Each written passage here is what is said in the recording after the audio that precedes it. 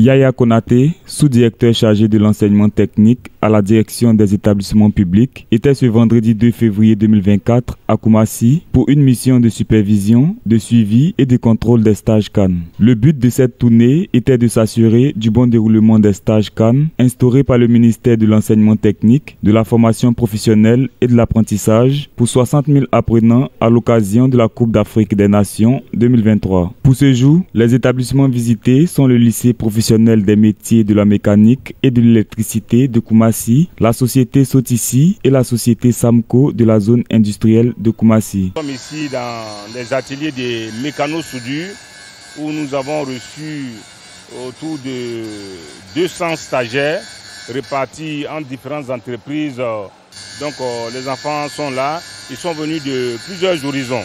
Et je crois que c'est une aubaine qu'il faut saisir.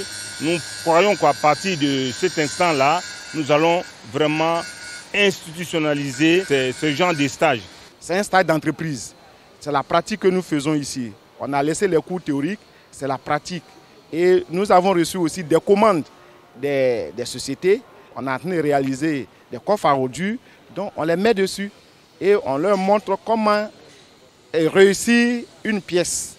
Parce que ça, c'est des ouvrages, comment les réussir. Oh, l'intégration s'est bien passée, ils sont arrivés depuis avant-hier, ça se passe bien.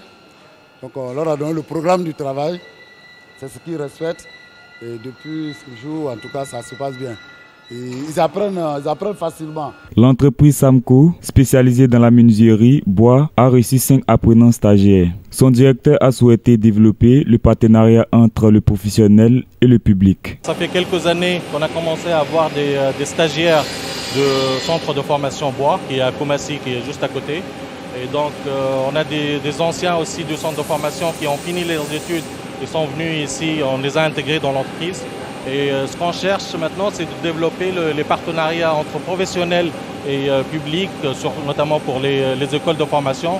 Et on voudrait bien développer ce type de partenariat pour avoir des ouvriers qualifiés et même après les développer même en tant que responsables de production et responsables des unités de production.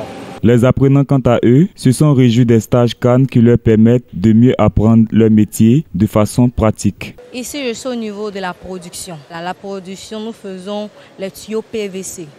Voilà, c'est-à-dire les tuyaux de l'eau, les tuyaux aussi des toilettes et les tuyaux de forage.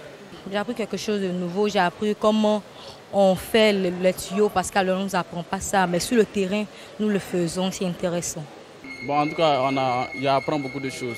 Tout ce qui est comme la mécanique. Et bon, vraiment, le travail, ça avance. Le stage CAN m'apporte vraiment beaucoup parce que lorsque nous sommes au temps des cours, nous n'avons pas vraiment assez de temps puisqu'il y a la pratique et la théorie à faire. Or, pour le stage CAN, nous avons tout le temps.